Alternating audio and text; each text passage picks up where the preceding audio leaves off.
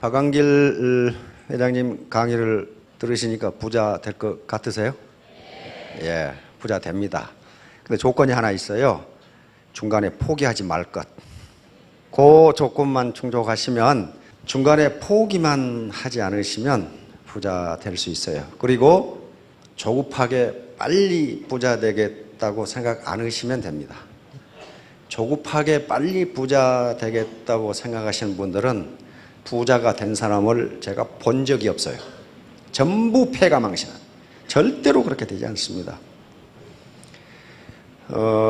그리고 이 앞에서 이 리더분들이 우리 김사학 스타 마스터나 김성심 로얄 마스터가 환영사를 하면서 여러 비난이라든가 이런 걸 받았다고 그랬어요. 그 비난을 한 사람이 자기를 좋아하는 사람이에요. 자기를 걱정하기 때문에 그런 거 하지 말라고 얘기하는 겁니다. 부모 입장에서 자식이 잘못된 것을 하면은 부모가 가만히 있지 않아요. 마찬가지로 친구도 굉장히 친한 친구면은, 친구가 나쁜 길로 가면은 그 친한 친구라면 반드시 그 길로 가지 말라고 조언을 합니다. 그렇죠? 별로 친하지 않은 친구는 직관놈이 가든가 말든가 오불관은 그렇게 된단 말이에요. 그래서 그것을 하지 말라고 하고 또 맞고 하는 친구가 진짜 친구니까 그걸 인정해 주세요. 맞다, 네 말이 맞다, 고맙다, 네가 그렇게 말해줘서 고맙다. 그러면 한마디만 물어보세요. 그럼 네가 내 노후 책임질래? 네가 내 노후 책임질래? 책임 못 집니다. 결국 결심은 자기가 하는 것이고. 미국의 헨리 포드라는 사람 잘 아시죠? 예, 포드 자동차 공장 설립자입니다. 그 양반이 애터미를 위해서 한 말씀 해놓으시고 돌아가셨더라고. 뭐라고 해놓으셨냐 하면은, 대부분의 사람들이 쓸모없는 것이라고 이야기하는 것에 관심을 갖는 소수가 부자가 된다. 사소하다고 무시하는 것들에 관심을 갖는 소수가 부자가 된다. 이게 대부분의 사람들이 좋아하는 것은요, 그게 레드오션이에요. 피바다예요. 서로 그거 하려고 하잖아요. 엊그제 무슨 공무원 시험 보는데 230대 1? 230대 1을 뚫고 붙은 놈이 그놈이 미친놈이에요. 그렇죠? 그놈이 비정상이야. 그건 떨어지는 게 맞아. 떨어지는 놈이 정상이야. 그런 데는 피바다가 돼요. 왜? 대부분의 사람들이 공무원은 철밥통이라고 인식하고 있는 좋은 자리예요. 그러니까 피바다가 되는 거지. 그런데 이와 같이 네트워크 마케팅처럼 대부분의 사람들이 사소하다고 무시하는 것들에 관심을 갖는 소수가 부자가 된다. 왜? 레드오션이 아니고 블루오션이거든. 블루오션이 눈만 달리고 참을성만 있으면 성공을 해요. 그 다음에 자기 외모에 대해서, 자신에 대해서 당당함을 가지세요. 당당함. 나는 부자가 충분히 될 수 있는 사람이다. 이렇게 생각을 하시기 바랍니다. 자, 지난주에 우리 아리랑에 대해서 잠깐 얘기를 했습니다. 저 영감탱이는 왜 돈 버는 얘기는 안 하고 산신령 같은 놈이 뭐 쓸데없는 얘기만 하나. 요 쓸데없는 얘기를 들어야 돈을 벌어요. 급한 마음을 가지면 돈 못 번다고요. 빨리 먹는 밥이 체한다고 반드시 그렇게 돼 있어요. 2012년 말에 우리 아리랑이 유네스코 세계문화유산으로 등록됐죠. 무형문화유산으로. 그래서 그걸 지키고 또 세계에 보급하기 위해서 우리 정부에서도 힘을 쓰고 있는데, 정부에서 힘을 쓰는 건 한계가 있습니다. 누가 했어야 돼요? 우리 국민이 해야 된단 말이에요. 그래서 젊은 우리 대학생들이라든가 젊은이들이 아리랑을 지키고 보급하기 위해서 무진 노력을 합니다. 그래서 지난주에는 서울 인사동 쌈짓길에서 있었던 아리랑 프레시마블 감상을 해보셨습니다. 그런데 그 프레시마블 보시고 아무 느낌이 없다. 그러면 그 사람 성공 못해요. 그래도 뭐 느낌이 오는 게 있어야지. 아리랑은 우리 을이고 혼인데 아리랑을 듣고도 아무 느낌이 없다. 그러면 그 얼빠진 사람이에요. 그 사람은 성공 못해요. 그 사람은 우리가 도와줘야 해요. 제3자의 감정이 나에게 들어오기도 하고 내 감정을 3자에게 이입시킵니다. 그게 없으면 인간성이 말라가지고 대인관계가 좋지가 않아요. 그럼 성공 못해요. 예를 들면 픽션이란 걸 알면서도 드라마에서 어떤 슬픈 장면이 나오면 자기도 슬퍼지는 경우가 있어요. 그렇잖아요. 상대방의 감정이 나한테 들어오는 거예요. 그러니까 고객을 만나서 얘기할 때 고객이 이야기하는 걸 보면 고객의 감정을 내가 느낄 수가 있어야 돼요. 아, 이 사람이 상당히 어렵다. 집에서 고생이 많구나. 그게 들어와야 되죠. 그게 제3자, 타자의 감정이 내게 이입된 거예요. 근데 내 감정을 상대방에게 또는 제 타자에게 이입시킬 수도 있거든요.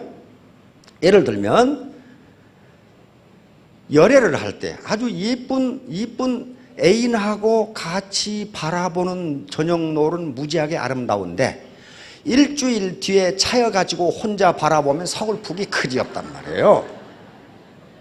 그러니까 저녁노을이라고 하는 객관적 실체는 그대로 있는데 내 기분이 좋으면은 저녁노을도 아름답게 보이고 내 기분이 나쁘면 저녁노을이 슬프게 보여요. 내 감정이 저녁노을에 투입된 거예요. 들어가 버린 거예요. 마찬가지로 예쁜 애인하고 같이 산행을 할 때 새가 지저귀면은 아이고 새가 기쁘게 노래하네. 그런데 차이고 나서 들으면은 새가 우네 그런단 말이에요. 그러니까 내 감정이 새소리에 이게 엠퍼시라고 하는 감정이입이에요. 상대방의 감정을 나한테 가져오기도 하고 내 감정을 상대방에게 주기도 하고 이렇게 해야 대인관계가 원활하게 돼서 사업을 잘하시고 성공을 하신다니까요. 그게 떨어지는 사람, 되게 많이 떨어지는 사람을 사이코패스라고 합니다. 사이코패스 아시죠? 요즘은 사이코패스라는 말을 별로 안 쓰죠. 소시오패스. 반사회적 인격장애라고 그러는데 내가 이런 짓을 하면은 남들은 얼마나 괴로울까 하는 생각을 안 하는 거예요. 또 그걸 못해, 병적으로 못해요. 심한 사이코패스는 살인을 하고도 전혀 뉘우침이 없습니다. 살인을 하고도 그 불행을 당한 가족이 얼마나 슬플까 하는 것을 전혀 못 느껴요. 전혀 느끼지 못해. 그러니까 자기만 생각하는 거예요. 우리 사업자들 중에도 사이코패스는 거의 없는데요. 약간 그게 낮은 사람이 있어. 낮은 사람은 뭐냐 하면은요. 스폰서나 파트너 생각은 전혀 안 하고 자기 주머니 생각만 하는 거예요. 그런데 그런 사람들은 논리적으로 설득을 해도 그게 이해가 되지 않습니다. 왜? 병적이기 때문에 그래요. 그래서 그런 사람들에게는 규칙을 티포텟을 적용해서 규칙대로 하라고만 하지 내 감정을 알아주라. 당신이 이런 행동을 하면 다른 사람들이 얼마나 불편하겠냐. 그게 이해가 되질 않아. 왜 불편하냐 이게 왜. 병적인 것은 아니지만 있어요. 있는데 그런 사람도 잘 안고 가야 됩니다. 하여간에 세계 여러 이 정치 형태가 있는데 독재 국가치고 잘 사는 나라가 한 나라도 없어요. 독재 국가치고. 그리고 독재 국가가 아니라 하더라도 소수의 정치 엘리트들이 각 집안이 돌아가면서 정권을 장악하고 있는 그런 국가치고 선진국이 하나도 없고 잘 사는 나라가 하나도 없어요. 또 선진국치고 비민주적인 독재 국가는 하나도 없어요. 그러면 우리는 선진국하고 바로 독재 국가 또는 소수의 정치 엘리트들이 정권을 돌아가면서 장악하고 있는 그 나라들하고 다른 점이 무엇인가? 그것은 의사결정을 누가 하느냐예요. 소수 엘리트가 배타적으로 의사결정을 하는 국가는요, 반드시 못 살아요. 그리고 이 국민 또는 이 다중, 이게 국민 각각은요, 그렇게 엘리트 같이 안 보이는데도 다중의 국민이 뜻을 모아서 의사결정을 하면 반드시 선진국이 돼요.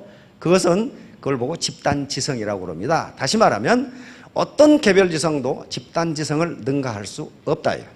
그것은 무슨 얘기냐면은 여기 계시는 분들 중에 제가 알고 있는 분들만 하더라도 사회적으로 굉장한 성취를 한 분들이 많아요. 이 중에 교수도 많고요. 박사학위를 가진 분도 굉장히 많습니다. 그리고 다른 다단계에서 굉장히 고위 직급을 했던 분들도 제가 알고 있어요. 그분들은 초짜가 오면은 이거 사람으로 안 보여. 지가 뭘 알아. 그런단 말이에요. 그런데요, 그런 소수 엘리트가 만약에 자기 라인에 들어와서 의사결정을 독점하면요, 그 라인은 절대로 안 돼요. 안 됩니다. 마찬가지로 개인에 있어서도 그래요. 지금까지 살아오시면서 내 생각이 가장 옳다고 생각하고 자기 독단적으로 의사결정을 해서 뭔가 하는 경우에 안 되는 경우가 많아요. 안 되는. 왜냐하면 그것은 독단적인 의사결정이 거래요. 반드시 누구에게 컨설팅을 받는다든가 물어보지 않고, 또는 어떤 지식인에게 또는 인터넷에서 뭔가 자료를 찾아서 그것을 참고하지 않고 독단적으로 내가 다 알아, 이런 식으로 의사결정을 하면 망하는 경우가 많습니다. 바로 왜 그러느냐? 어떤 개별지성도 집단지성을 능가할 수 없다. 그것이 독재국가와 민주 선진국가의 차이점이란 말이에요. 자, 그 점을 오늘 얘기하려고 해요. 코브라 효과. 물면 죽는 코브라, 뱀입니다. 여기에 코브라 이펙트라고는 학술 용어가 있어요. 자, 명언 몇 가지 들어봅시다. 만남이 시작이고 계속 함께하는 것이 발전이고 함께 일하는 것이 성공이다. 오늘 처음 만나신 분들 만남이 시작이에요. 옆에 파트너, 그 다음에 스폰서 보니까 반팽이 같은데 계속 함께 있으라 이 말이에요. 반팽이 아니에요 그거. 그리고 워킹 투게더 is success. 함께 일하는 것이 성공이다. 이게 집단지성이에요. 혼자 안 됩니다. 대부분의 사람들이 사소하다고 무시하는 것들에 관심을 갖는 소수가 부족하네. 참 우리 포드 선생님 참 되게 고마워. 이 말을 또 해놓고 갔단 말이에요. 인생에 있어서 유일한 장애는 나쁜 태도이다. 자기가 지금 못 배웠다, 키가 작다, 미모에 자신이 없다, 또는 어떤 육체적인 핸디캡이 있다. 그 핸디캡 아니에요. 뭐가 핸디캡이라고요? bad attitude. 이 attitude는 mental attitude입니다. 정신자세예요. 정신자세. 유일한 장애는 정신자세다. 정신만 똑바로 돼 있으면 장애란 없답니다. 자, 성공은 태도와 함께 시작된다. 바로 mental attitude. 내가 성공하겠다고 하는 mental attitude, 정신적 자세로부터 출발한다. 자, 그래서 재심 합력, 혼자 하지 말고 같이 하라는 거예요. 같이 하라. 같이 하면 집단지성이 발현돼서 반드시 성공한다. 집사광이. 요건 제갈량이 한 얘기인데, 제갈량 같은 신출기모라는 지혜와 이 지식을 가지고 있는 사람이 이때 성상입니다. 제갈량 수상이었어요. 수상인데 밑에 지시를 내려서 지시에 바로 순응하지 말고 내 지시가 맞는지 의견을 올리라고 그랬어요. 그래서 한 하급 관리가, 지금 같은 5급 공무원이 계속적으로 성상님 그 의견은 틀렸다고 의견을 반대를 했어요. 그러니까 제갈량이 불러가지고 처벌을 한 게 아니라 상을 줬어요. 바로 이런 사람이 필요하다 이게. 그래서 집사광익이라는 말이 제갈량은 글에 나옵니다. 여러 사람의 생각을 모아서 이익을 넓게 하자. 이익을 크게 하자. 그 말이에요. 그러니까 혼자 생각으로는 안 된다. 자, 다음. 자, 코브라 효과. 이것은 어떤 의사결정 엘리트가 굉장히 좋다고 내린 결정이 오히려 사태를 악화시킨다. 바로 이 유인책의 역효과가 나타나는 것은 소수 엘리트가 의사결정을 독점하기 때문입니다. 나는, 저 사람은 이제 초등학교 나왔어. 나는 대학 나왔다고. 대학도 스카이 대학이야. 저 말 들을 필요 뭐 있어. 그렇게 의사결정을 하면은 반드시 유인책의 역효과, 코브라 효과가 나타난다는 거예요. 코브라 잡아 보상. 영국이 인도를 식민지배할 때 인도에서 있었던 일입니다. 영국의 총독부 관리들이 그 당시 수도인 델리에 가보니까 아주 맹독성 코브라가 많아가지고 이게 굉장히 위험해. 그래서 기가 막힌 요 총독부 엘리트들이 기가 막힌 정책을 만들었어요. 코브라 한 마리 잡아오면 얼마씩 준다. 그러면 코브라 없앨 수 있잖아요. 코브라를 없애려면은 코브라를 잡아온 사람에게 돈을 주면 된다. 그거 괜찮하지요? 그렇게 하니까 당분간 코브라가 적어져. 그러다가 총독부 관리들이 이상한 현상을 발견했어. 그러면 코브라를 잡아오면 코브라를 잡아오는 수가 줄어야 되는데 점점 늘어. 그래서 웬일인가 하고 조사해 봤더니 인도인들이 집에서 코브라를 키우고 있어. 엘리트 머리로는 미처 생각을 못했어요. 왜? 코브라를 잡아온 숫자대로 보상을 주니까, 돈을 주니까 집에서 키워야지. 그렇죠? 그걸 알고 그 명석한 엘리트 관리가 코브라를 잡아와도 돈을 안 준다. 그렇게 하니까 집에 키우던 코브라를 죄다 시내에 갖다 다 내버렸어. 이걸 코브라 효과라고 합니다. 사태를 개선하려고 했던 아이디어가 오히려 사태를 악화시킨다. 그런데 인도인들이 잘못한 건가요? 인도인들이 잘못했다고 생각하시는 분은 초등학교 때부터 세뇌 공작을 받아서 그래요. 잘못한 거 아니에요. 인도인들은 경제학적 관점에서 매우 합리적인 행동을 한 겁니다. 그렇죠? 매우 합리. 코브라를 집에서 기르지 말라는 법은 없거든. 그렇잖아요. 법률 위반도 아니에요. 코브라를 잡아온 숫자대로 돈을 준다고 했으니 인도인들은 아주 창의적인 아이디어를 내서 코브라를 키운 것뿐이에요. 그러니까 경제학적 관점에서는 굉장히 레셔널한 거예요. 굉장히 합리적인 행동을 했어요. 그런데 의사결정을 누가 잘못했어? 소수 엘리트가 민중의 의사를 안 물어보고 한 거예요. 왜? 자기가 옳다고. 저 바보 같은 민중이 뭘 알아? 그렇게 했단 말이에요. 그러니까 여기 계시는 사회적 성취가 나쁘다 그런 거 절대 아닙니다. 사회적으로 성취한 분들은 굉장히 노력을 했고 훌륭한 분들이에요. 그런데 여기는 로마에 가면 로마 사람이 돼야 한다고 하듯이 애터미이기 때문에 애터미 파트너로 들어왔으면 스폰서에게 코브라 잡는 법을 물어봐야 돼요. 그렇지 않고 자기가 안다고 생각하면 잘못하면 저 현상이 나타나요. 쥐꼬리 잘라오기. 어르신들 초등학교 때 옛날 쥐꼬리 잘라갔죠. 저도 많이 잘라갔어요. 쥐 잡으려고 쥐꼬리 잘라가지고 이렇게 가죠. 응? 프랑스가 베트남을 식민 지배할 때 하노이에서 있었던 일입니다. 하노이에 쥐가 너무 많아가지고 벽을 많이 옮겨. 그래서 프랑스의 총독부 엘리트 관리들이 쥐꼬리 하나 잘라오면 얼마? 돈을 주기로 했어요. 그런데 그러면 쥐를 계속 잡아 제끼면 쥐꼬리가 줄어들어야 되는데 점점 늘어 잡아오는 게. 그런데 어느 날 총독부 관리가 하노이 시내를 갔다가 이상한 현상을 발견했어. 하노이에 돌아다니는 쥐의 꼬리가 없어. 꼬리가. 그러니까 이 정책을 하기 전에 베트남인들은 쥐를 잡으면 죽였는데 꼬리를 잘라오면 돈을 준다고 오니까 쥐를 잡으면 꼬리만 자르고 안 죽여. 왜냐하면 이 녀석을 놔둬야 새끼를 많이 낳아서 쥐가 많아져. 그러니까 더 많은 쥐꼬리를 자를 수 있어.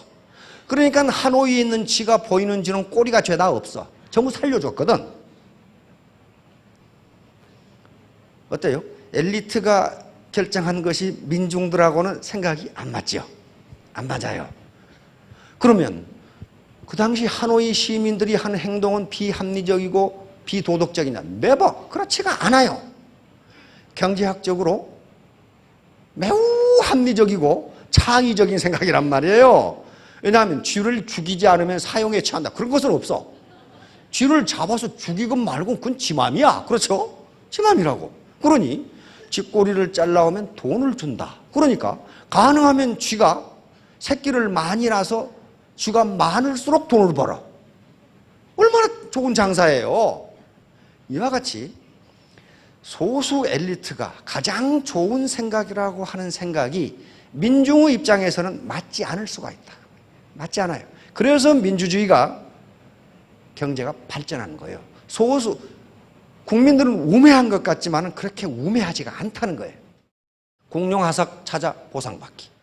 19세기에 서구의 많은 고생물 학자들이 중국의 고비 사막에 가면 공룡 굉장히 많죠. 공룡뼈. 그래서 보다 많은 화석을 수집하기 위해서 공룡뼈 하나 찾아오면 얼마 보상 이렇게 했어요. 뼈 하나 찾아오면. 그러니까 농부들이 하나를 찾아가지고 그걸 망치로 쳐. 그러면 뼈가 여러 개가 돼. 그래가지고 나중에 고생물학자들이 보니까 공룡뼈가 죄다 부서져가지고 학술적 가치가 하나도 없어. 이때 중국인들이 한 행동도 경제학적 입장에서 합리적입니다. 뼈 하나 찾아오면 얼마? 그러니까 부숴가지고 여러 개 만들면 되잖아요. 이와 같이 그 학자들입니다. 학자들이 좋다고 생각해낸 아이디어가 민중들의 입장에서는 안 맞는 거예요. 그러면 거기만 그러느냐? 안 그래요. 미국도 그렇고 이스라엘도 그럽니다. 우리 그니지라는 교수가 이스라엘 타가소 9군데인가에 실험을 했어요. 우리나라도 그렇지만은 꼭 타가소에 아이를 맡겨놓고 늦게 찾아가는 부모가 있어. 그러면 선생님들이 그 아이를 다 찾아갈 때까지 기다려야 된다고. 미국도 그래요. 미국도 유치원 초등학교는 부모가 가야 예를 내줘요. 하도 이 험한 일이 많이 벌어지니까. 이스라엘에서 자꾸 그런 일이 벌어지니까 이 우리 그니지라고 하는 경제학 심리학 교수가 실험을 했어요. 아이를 늦게 찾아가면 1시간 늦게 찾아가면 벌금 얼마? 늦게 찾아갈수록 벌금을 많이 내도록 이렇게 만들어놨어요. 그러면 얼른 생각하면 어때요? 돈 안 내려고 빨리 찾아갈 것 같지요? 그건 의사결정하는 교수 생각이고 부모 생각은 그게 아니었어요. 그렇게 정책을 하니까 늦게 찾아가는 부모가 갑자기 2배로 늘었어. 2배로. 왜? 지금까지는 늦게 찾아가면 선생님한테 조금 미안했어. 근데 이제 늦게 찾아가는 시간에 비해서 내가 돈을 주면 될 거 아니냐 그 말이야. 그러니까 미안한 감정이 전혀 없고 자기가 볼 일을 다 보고 들어와. 그러니까 얼른 생각하면 좋을 것 같은 소수 엘리트가 결정한 정책이 민중들은 그렇게 생각하지 않는다. 그런 말이야. 그렇게 생각하지 않는다. 이게 코브라 효과예요. 어떤 사태를 개선하기 위해서 한 정책이 또는 아이디어가 그 사태를 오히려 악화시킨다. 미국에서 있었던 일이에요. 소방서 예산 편성하기. 소방서에 근무를 열심히 하도록 독려하기 위해서 화재 신고 전화를 받은 건수에 따라서 예산을 편성하겠다. 또 거기에 이 보너스도 많이 주겠다. 얼른 생각하면 좋은 것 같은데, 성과급 좋은 것 같은데 소방관들 생각은 그렇지 않다 이거야. 그러면 우리 지역에 불이 많이 나야 되겠네? 이렇게 생각한단 말이야. 불이 많이 나면 많은 신고를 받으면 예산도 많고 보너스도 많아져. 그러니까 뭘 안 하냐? 소방활동, 다시 말하면 화재 예방활동을 전혀 안 해. 전혀 안 해야 불이 많이 날 거 아니에요. 그러니까 열심히 근무하도록 한 정책이 오히려 화재를 많이 일으키는 결과를 가져와 버렸어. 이와 같이 윗사람 몇이 의사결정을 독점해가지고 밑에 물어보지도 않고 한 의사결정은 자칫하면은 역효과를 내는 경우가 많다. 그것이 독재국가가 안 되는 이유예요.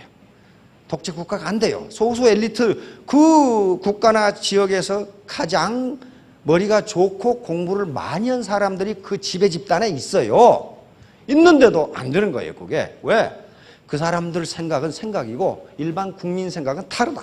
그래서 여기에 이 사회적으로 성취를 크게 하셨던 분, 공부를 많이 하신 분, 그리고 다른 다단계에서 높은 직급에 올라가셨던 분들이 독단적인 행동을 하지 말라는 게, 그것이 좋으면 그렇게 해도 되는데 반드시 코브라 효과가 나타나요. 그렇게 해서 내가 잘된 라인을 본 적이 없어요. 꼭 망해. 밑에 사람들이 뭐라 한 줄 알아요? 똑똑하네. 너 혼자 해라. 너 혼자 해라. 그래 완전히 왕따를 시켜. 그리고 밑에서 열심히 안 뛰어. 왜 안 뛰어요? 내가 발에 땀나게 뛰어서 매출이 올라가면 저 꼴배기 싫은 인간 수당이 늘어나? 나도 안 해. 그러면 안 는다고요. 그래서 서로 하나가 되라는 거예요. 그래서 집단 의견을 물어보고 집단지성을 발휘하라는 거예요. 자, 다음. 그래서 이 독단적 의사결정의 부작용이 굉장히 많기 때문에 지금 시중에 가보면은 비판적 사고라는 책이 굉장히 많이 나와 있어요. 비판적 사고를 해야 성공한다. 뭐 어쩌고 저쩌고 나와 있어요. 근데 비판적 사고라는 것은 어떤 문제를 고정관념이나 자기 아집이나 편견에 사로잡히지 말고 다양한 각도에서 바라보라. 그게 비판적이에요. 누구를 비난하거나 그런 게 아니에요. 미국의 이 교수들 강의를 들어보면 강의 끝에 꼭 그래요. 또 강의 전에 내 강의에 대해서 비판적으로 평가를 해달라 그런다고. 그 말은 나는 이런 견해에서 강의를 하는데 너희들이 다른 시각에서 보고 나한테 의견을 제시해달라 그런 말이에요. 나를 비난하라 그런 말이 아니에요. 그러니까 비판적 사고. 다시 말하면 근데 혼자서 비판적 사고를 하기가 어려워요. 여기 애터미는 특히 슈퍼 시너지가 나올 수 있는 조건을 갖추고 있는 게 이 프리 엔트리. 다시 말하면 엔트리 베리어가 없어요. 진입 장벽이 없기 때문에 누구나 연령이나 학력이나 경력이나 사는 지역이나 가치관이나 종교에 관계없이 멤버가 될 수 있어요. 그러니까 문제 하나를 가지고 각각의 시각으로 볼 수 있어요. 이게 비판적 사고예요. 이걸 하지 못하면 다단계 판에서 성공하기가 힘들어요. 왜냐하면 국민들의 시각이 대단히 비우호적이기 때문에 거기에서 어떤 컨센서스를 이루지 못하면 성공할 수가 없어요. 이런 거예요. 이런 거. 요 두 놈 보세요. 서로 자기가 잘났다고 먹으려고 하면 못 먹어요. 못 먹잖아요. 그런데 둘이 쏘삭쏘삭해서 요 놈 먼저 먹고 다음에 먹으면 되잖아요. 요거 둘이가 만약에 인도 총독부 영국 엘리트하고 프랑스 엘리트가 만났다면 잡아다녀서 둘이 굶어 죽고 말아요. 그러나 일반 민중은 그렇게 생각 안 해요. 왜 못 먹냐 이거예요. 이제 학습 조직입니다. 학습 조직. 다시 말하면 오늘날 거의 유수 기업은 학습 조직으로 간다고 선언을 해놨어요. 학습 조직이라고 하는 것은 피터 생게라는 교수가 MIT 경영대학원 교수인데요. 슬론 대학원 교수인데 이분이 쓴 책 제5경 The Fifth 디스플린이라고 하는 책에서 나온 것인데요. 요거예요. 전 구성원들이 새로운 지식을 서로 습득하고 공유하는 거예요. 여기 애터미 오셔가지고 다단계 사업 또는 네트워크 마케팅에 대한 새로운 지식을 습득하잖아요. 습득하는데 혼자만 습득해서는 안 되고 어떻게 해요? 쉐어, 공유해야 된다. 같이. 공유함으로써 구성원들의 역량을 높여 조직 성과를 증진시켜 나가는 조직. 그러니까 이렇게 하지 않으면 여기 나오는 리더들처럼 월천댁 오천남이 될 수가 없어요.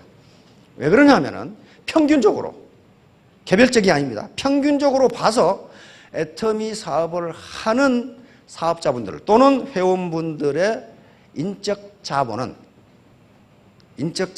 휴먼 캐피탈은 삼성이나 LG나 SK나 유수한 기업들의 인적 자본과 1대1로는 결코 비교 우위라고 할 수가 없어요.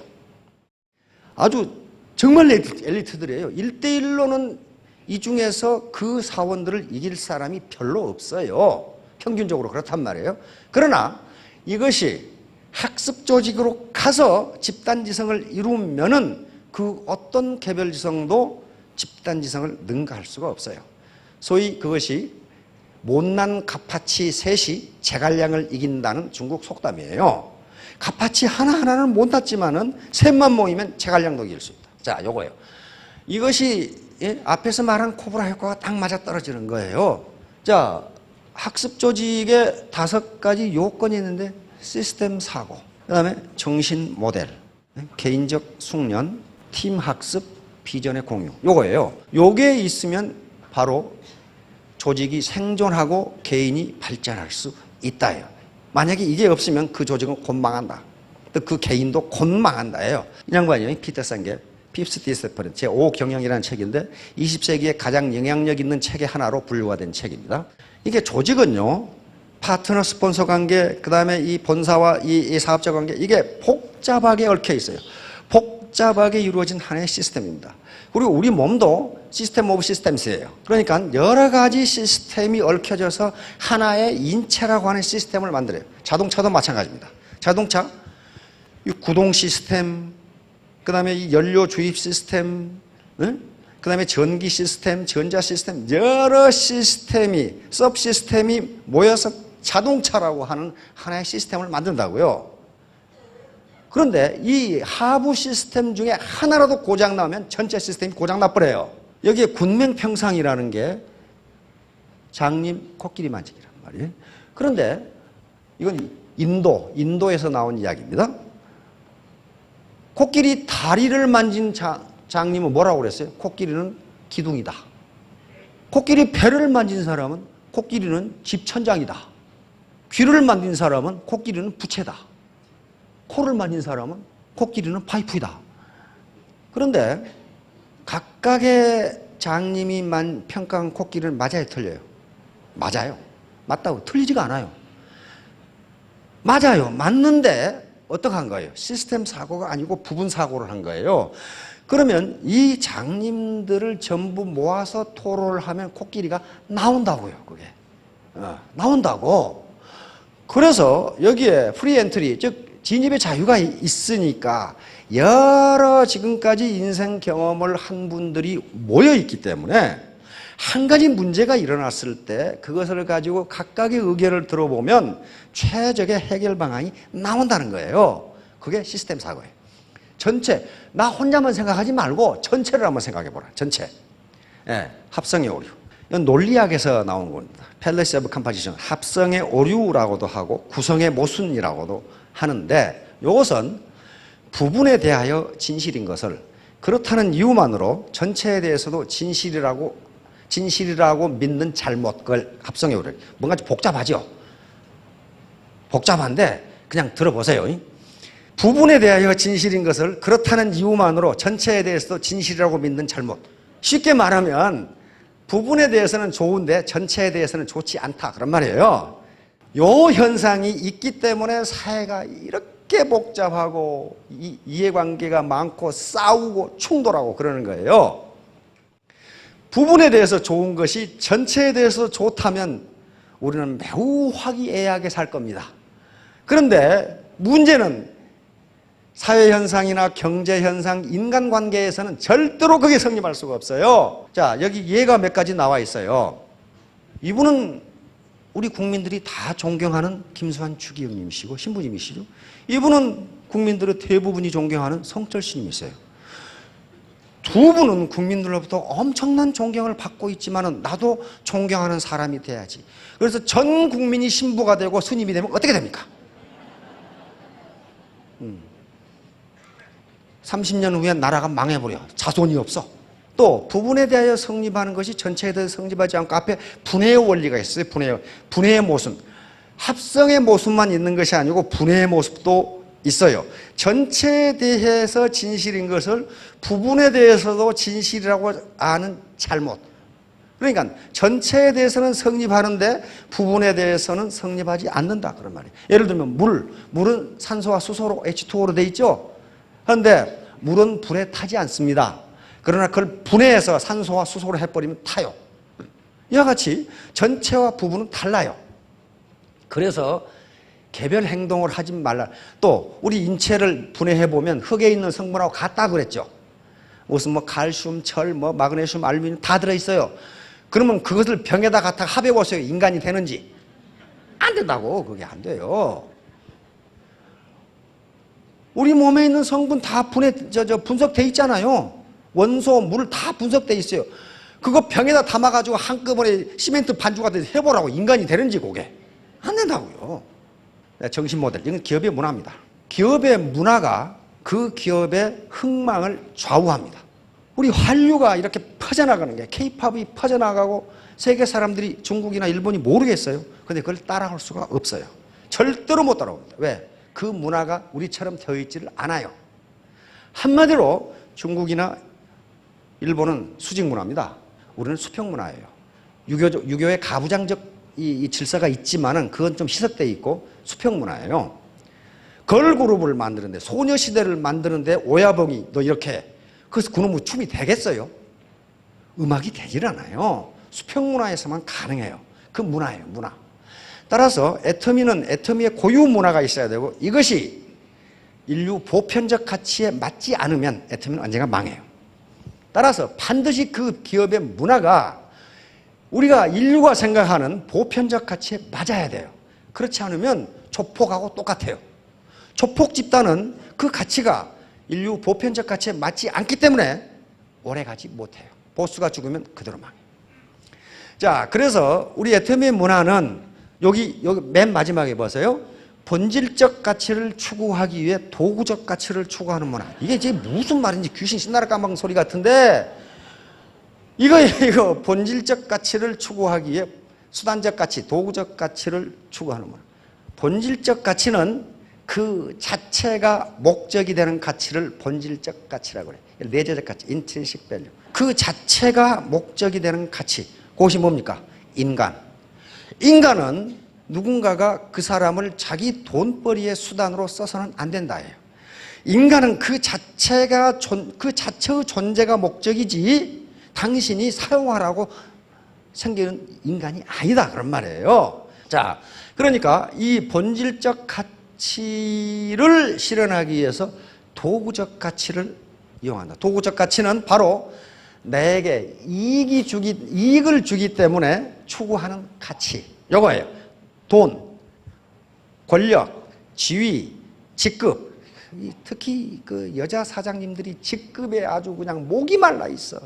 집에서 누구 아줌마 그러다가 국장님 그러니까 이게 헷가닥 돌아가가지고 말이야. 그냥 있는 대로 목에 힘을 주고 막 배팅을 해가지고 국장 가려고 그러다 무너져요. 무너지니까 그렇게 하지 마시고 포기만 안 하시면 언젠가는 스타 마스터, 로얄 마스터 되시니까 그렇게 급히 가려고 하지 마세요. 바로 이 도구적 가치는요. 도구적 가치는 돈, 명예, 지위, 체면, 위신 이런 것들이 도구적 가치예요. 그런데 도구적 가치는 사람마다 그 가치 평가가 다르고 한 개인도 장소와 시간에 따라 달라져요. 젊은 날에는 돈과 지위와 권력, 체면 이런 걸 따지다가 어느 정도 나이가 드시면은 그것보다는 다른 것의 가치를 더 줘요. 사회적 봉사라든지 교회에 대한 헌금이라든지 내가 뭐 권력을 추구하겠다. 그거 뭐 권력 권물 10년 그러면서 별로 가치를 안 둬요. 같은 인간이라도 도구적 가치에 대해서는 상황에 따라서 사람에 따라서 시간에 따라서 그 평가가 달라져요. 그러나 본질적 가치는 어느 때 언제 평가해도 똑같아요. 본질적 가치. 진선미, 인간, 영혼, 사랑. 이것이 나이 드니까 더 가치가 떨어진다. 그런 법이 없어요. 그래서 이 본질적 가치를 실현하기 위해서 도구적 가치를 우리가 추구해 돈을 버는 거란 말이에요. 그래서 애터미의 최고 목표를 균형 잡힌 삶으로 둔 거예요. 돈을 벌 때 균형 잡힌 삶, 경제적으로 풍요하지만은 내가 못 배운 것을 배우고 내 부모, 형제, 가족 그리고 이웃을 사랑하고 우리가 살고 있는 이 사회에 공헌하자. 그걸 마지막 목표로 둔 거예요. 이게 전부 본질적 가치거든. 나만 잘 먹고 잘 살자가 아니에요. 그런 사람은 사이코패스라고 이게. 그러니까 요걸 생각하신다면 독단적, 독불장군식으로 의사결정을 해서는 안 된다 해요. 독불장군으로 의사결정을 하는 사람들이 추구하는 게 뭐냐 하면은 하루빨리 돈을 많이 벌어야 되겠다. 그 욕심 때문에 그렇거든요. 예, 저거 스폰서 반팽이, 파트너 완전 반팽이, 나만 온팽이. 나중에 보면은 온팽이라고 생각한 그 사람이 완전 반팽이가 돼 있고 반팽이라고 생각한 스폰서와 파트너들이 뭐가 돼 있냐? 슈퍼 온팽이가 돼 있어.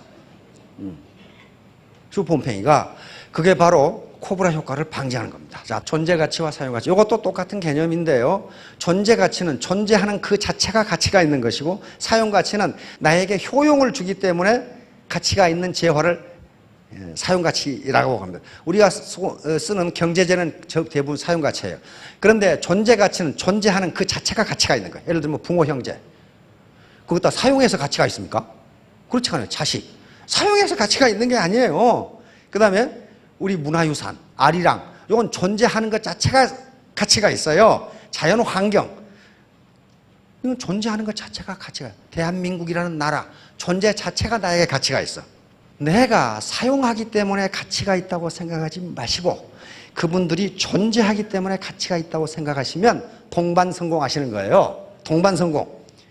그런데 경제학자들이 이걸 또 심각하게 연구를 했어요.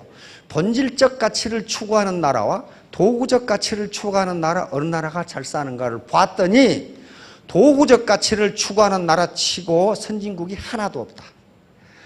선진국이 된 것은 본질적 가치를 추구했기 때문이다. 이 결론이에요.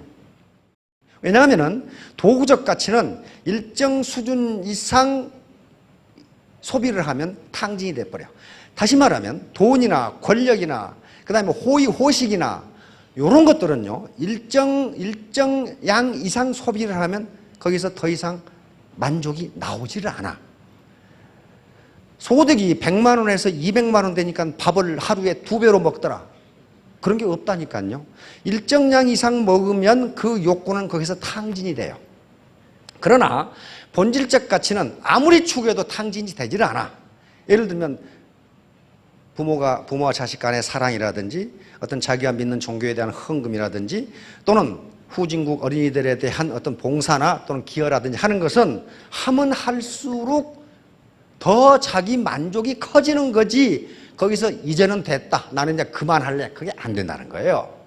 그러니까 선진국들이 대부분의 본질적 가치를 추구했기 때문에 그 본질적 가치를 실현하기 위해서 경제개발을 하다 보니까 경제성장이 멈추지가 않는다는 거예요. 왜? 본질적 가치를 충족한다는 게 쉬운 일이 아니거든요. 자, 다음. 그러니까 본질적 가치를 추구하시는 분들이 돈을 벌어요. 자, 바로 이 신사숙녀가 애터미가 지향하는 바로 인간상인데 이것도 본질적 가치예요. 신사숙녀는 무슨 옷 근사하게 입고 그런 게 아니, 학력 그런 게 아니고 건전한 상식을 가진 또 양심을 바탕으로 건전한 상식을 가진 남녀를 우리는 신사숙녀라고 합니다. 건전한 상식이에요. 애터미는 회사를 위해서 사업자들이 희생하라 그런 말을 절대로 하지 않습니다.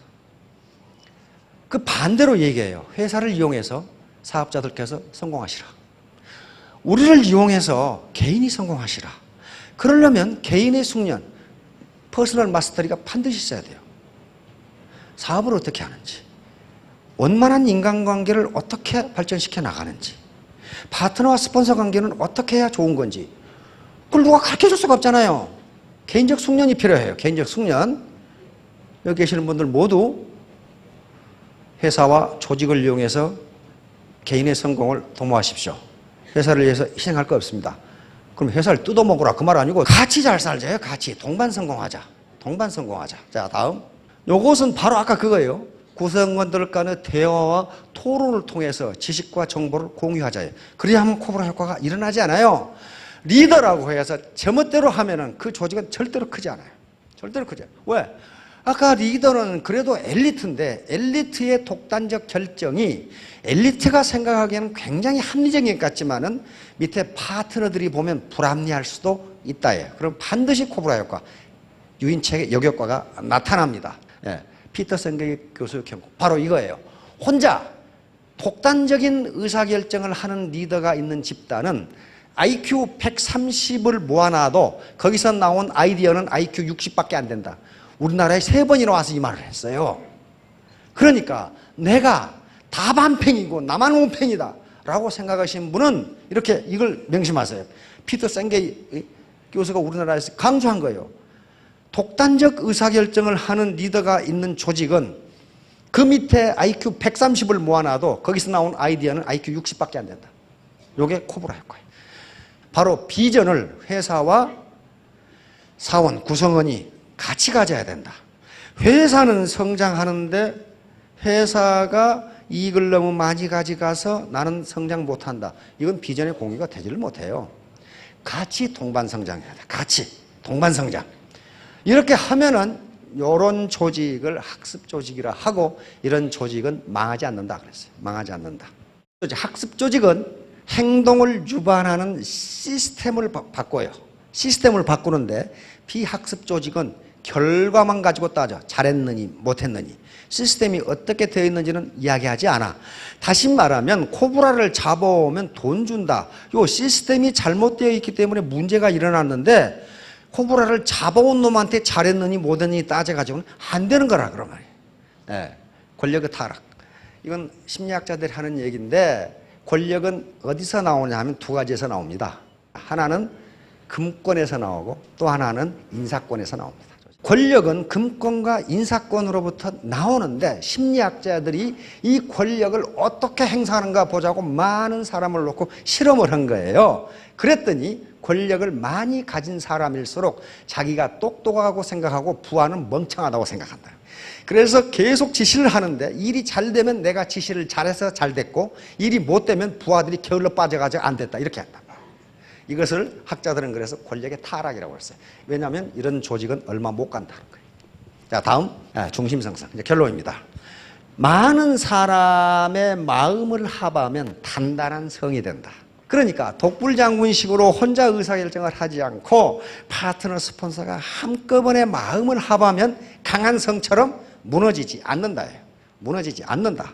중심성성이에요. 중구사금은 많은 사람들이 같은 말을 하면, 한 마음으로 같은 말을 하면 쇠라도 녹인다. 그러니까 많은 사람들, 한 사람이 아니고 똑똑한 엘리트가 아니고 많은 사람들이 마음을 합해서 우리 같이 성공하자. 동반 성공하자. 이렇게 하면 그 말이 쇠를 녹여서 그대로 된다. 그런 말이. 그대로 된다.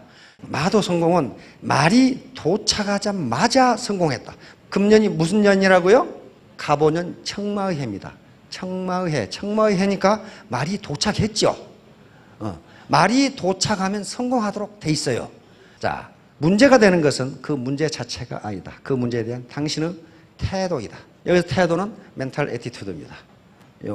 당신의 정신자세다. 문제가 일어났을 때 그것은 객관적으로 일어나게 돼 있으면 하는 수 없는 거예요. 그러나 그 문제를 어떻게 해결하고 원망만 하고 있을 것이냐, 그 아이디어를 찾아낼 것이냐, 나 혼자 해결하려고 할 것이냐, 안 그러면 파트너 스폰서하고 중지를 모을 것이냐 하는 그 태도, 애티튜드가 가장 중요하단 말이에요. 이걸 늘 제가 제시하죠.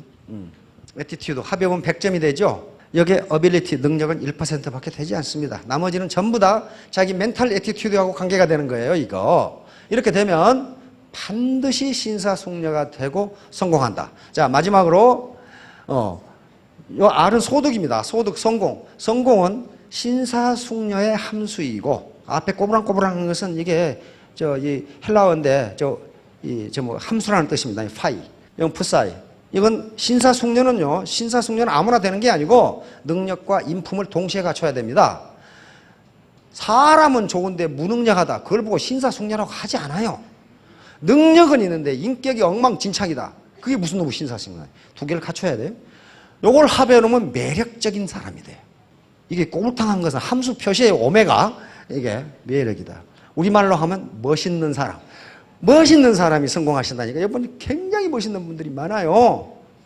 전부 금년 이내에 3년 이내에 월천댁 5천남이 되시기 바랍니다. 예, 감사합니다.